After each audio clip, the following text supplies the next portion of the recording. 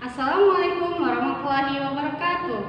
Hello everybody, welcome back to our computer class with me, Ma'am Yani. To continue our lesson, check this out.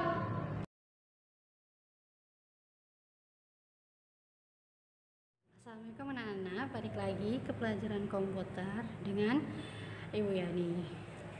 Oke, baik, sebelum kita mulai pelajaran ada baiknya kita membacakan basmalah. Bismillahirrahmanirrahim. Oke, baiklah, tidak berlama-lama, kita akan mulai pelajaran kita hari ini, yaitu dengan judul perangkat untuk mengakses internet. Jadi perangkat apa saja sih yang harus ada pada saat kita ingin mengakses internet gitu ya pada komputer. Oke, kita lanjut masuk bab 3 nih ya. Oke, kita lanjut. Ya, komputer terdiri dari beberapa bagian perangkat keras. Terus perangkat apa saja sih yang kita butuhkan untuk mengakses internet? Itu yang akan kita bahas hari ini. Ya, di sini ada perangkat untuk mengakses internet, ada 5 perangkat yang kita perlu untuk mengakses sebuah internet di komputer seperti itu ya. Nah, yang pertama itu ada memori, ROM dan RAM. Yang kedua itu ada perangkat proses atau CPU, unit kendali dan unit aritmatika. Yang ketiga itu ada perangkat input, ada keyboard, mouse, modem dan saluran telepon. Yang kelima itu ada perangkat penyimpanan, yaitu ada hard disk, CD dan flash disk. Yang kelima itu ada perangkat keluarannya atau perangkat outputnya, itu adalah monitor dan printer. Seperti itu ya anak-anak ya. Oke, kita lanjut.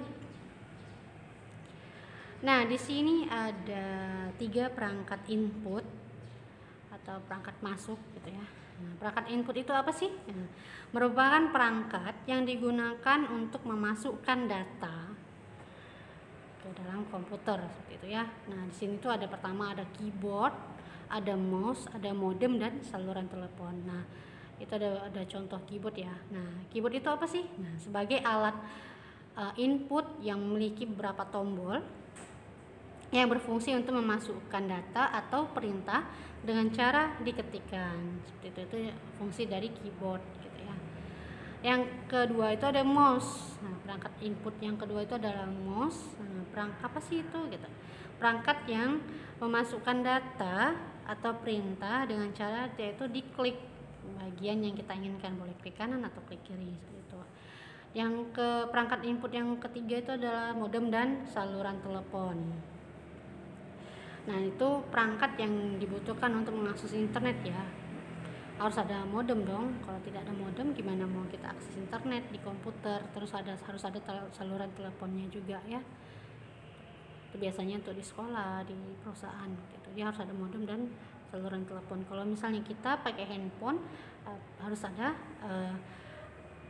jaringannya gitu, selulernya. Oke, kita lanjut. Yang keberapa tadi nih?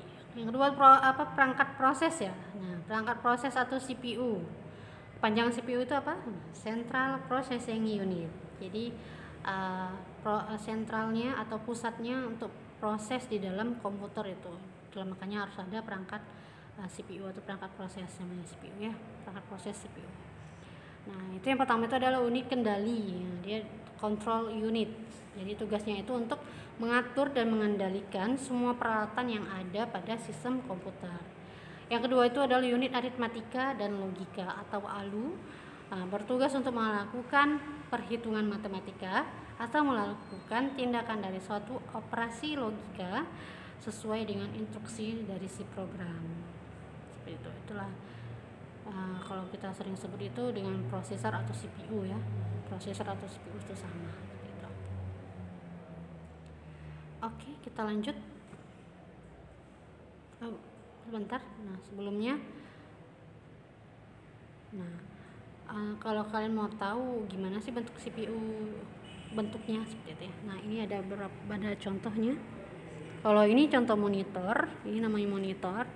Nah, kalau CPU itu yang seperti ini. Ini namanya CPU. Nah, jadinya itu ada ya. Itu namanya CPU seperti itu. Oke, kita lanjut ya. Nah, jadi di dalam CPU itu tadi kan ada memori ya. Nah, di dalam memori itu dia terdapat di dalam CPU gitu ya. Untuk menyimpan juga memori itu. Nah, di sini ada memori, ada dua memorinya, ada ROM dan RAM. Nah, ROM itu bahasa Inggrisnya adalah read only memory atau disingkat dengan ROM. Nah, itu dia berisi perintah yang hanya bisa dibaca oleh komputer saja dan bersifat permanen gitu ya. Yang kedua itu ada RAM atau random access memory. Nah, dia itu dapat menyimpan data atau perintah sementara selama komputer hidup. Jikalau komputer dimatikan, data akan hilang. Itulah fungsi dari ROM.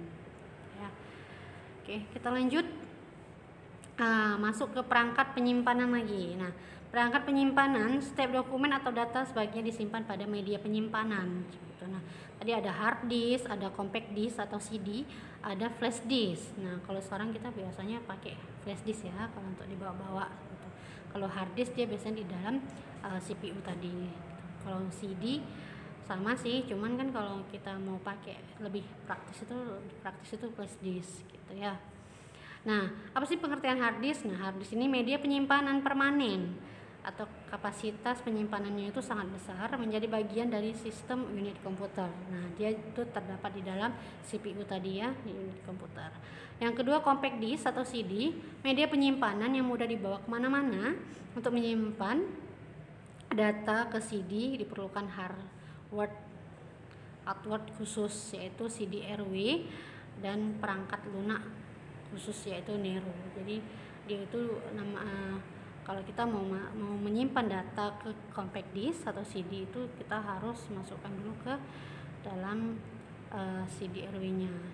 Pakai CD-RW gitu maksudnya. Udah dimasukkan ke dalam CPU, boleh bisa kita burning gitu ya. Nah, yang ketiga itu ada flash disk. Nah, ini dia lebih praktis dibawa kemana-mana dan mudah digunakan. Nah, dilengkapi dengan USB port. Nah, bisa mentransfer data dari satu komputer ke komputer yang lain. Nah, jadi kita lebih sering menggunakan flash disk gitu. Jadi dia lebih praktis ya, lebih kecil, praktis, bisa dibawa kemana-mana gitu ya. Nah, ini ada perangkat keluarannya atau output ya. Nah, perangkat keluarnya itu apa aja sih? Nah, jadi sebelumnya dia itu adalah seluruh hasil pengolahan data berupa informasi, situs web dan sebagainya itu akan ditampilkan di layar monitor.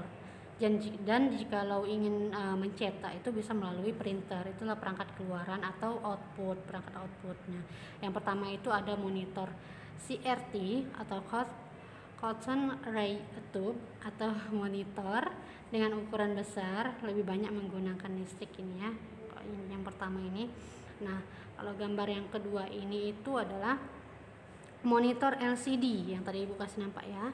Nah, monitor LCD itu bentuknya lebih ramping, rendah radiasi dan banyak jenis ukuran layarnya. Ada yang kecil, ada yang besar, ada beberapa inch gitu ya.